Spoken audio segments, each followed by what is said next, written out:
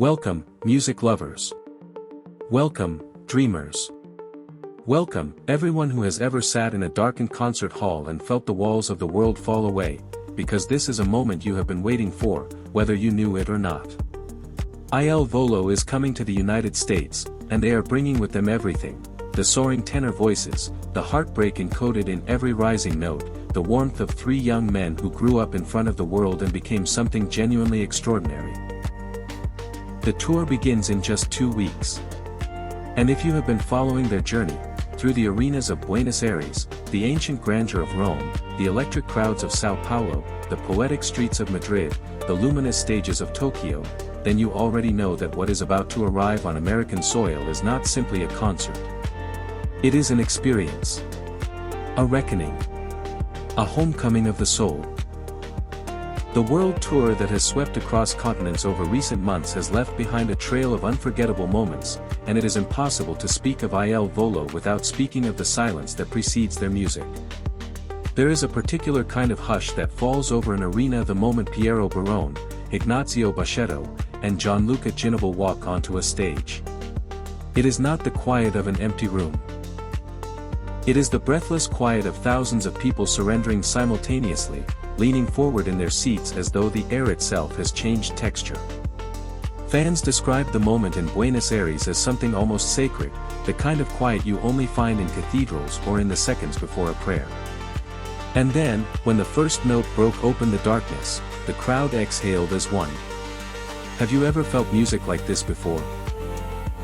In São Paulo, something happened that no rehearsal could have scripted.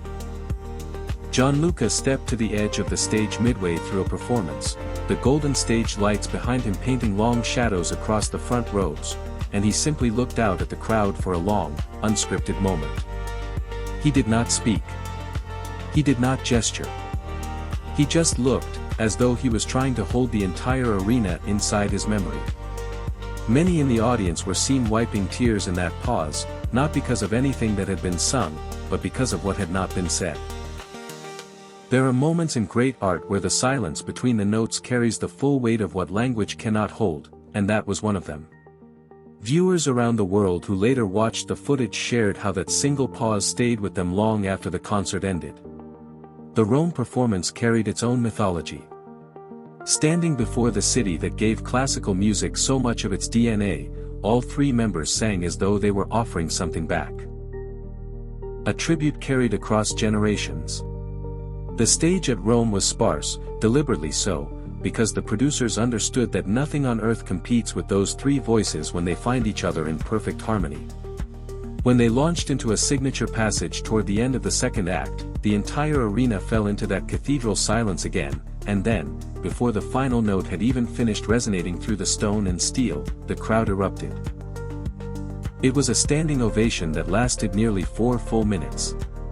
Fans described the moment as overwhelming, a wave of collective emotion that nobody in that hall will ever fully be able to describe to someone who was not there.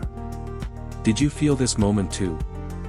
What makes Il Volo different, what has always set them apart, is the way they carry their gratitude without pretense. In Madrid, during a moment between songs when the stage lights softened to a deep amber warmth and the crowd noise settled into something low and reverent, Ignazio turned to Piero and said something that only the two of them could hear. Whatever passed between them in that private moment made them both smile in the way that people smile when they are overwhelmed by something too large for ordinary expression. Fans seated close to the stage described the moment as deeply moving. A reminder that behind the operatic grandeur, these are three human beings who genuinely love what they do and who they do it with. The applause that followed was softer than usual, almost tender, as though the audience wanted to protect something fragile that had briefly appeared. The journey toward American shores. Tokyo brought its own extraordinary chapter. There is something uniquely powerful about watching a crowd in a country whose primary language is not Italian or Spanish listen to Il Volo and respond as though every lyric is written directly to them, because it is.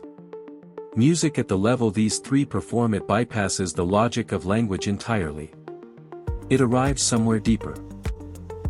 In Tokyo, Fans who had traveled from across Japan and Southeast Asia stood through entire performances, some of them openly weeping, some of them holding handwritten signs that had clearly taken hours to create. Viewers around the world who saw the concert streams shared how the image of that diverse, international crowd unified beneath three Italian voices reaffirmed something they needed to believe, that there are still things in this world that belong to everyone. Which city's performance touched you the most? And through all of it, through Buenos Aires and Rome and São Paulo and Madrid and Tokyo, there has been a thread running beneath every concert, every note, every sustained silence. It is the thread of nostalgia and vulnerability that Il Volo weaves into their performances, not as a stylistic choice but as a natural consequence of who they are.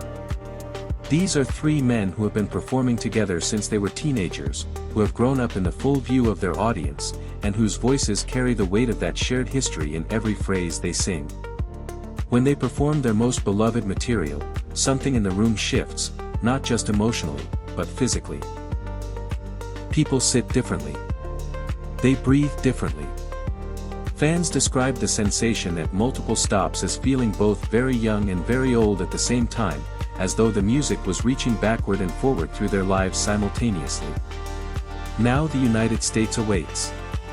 And American audiences, some of whom have followed Il Volo since the very beginning, some of whom are discovering them for the very first time, are about to experience everything that these performances have given to the rest of the world. 2 weeks.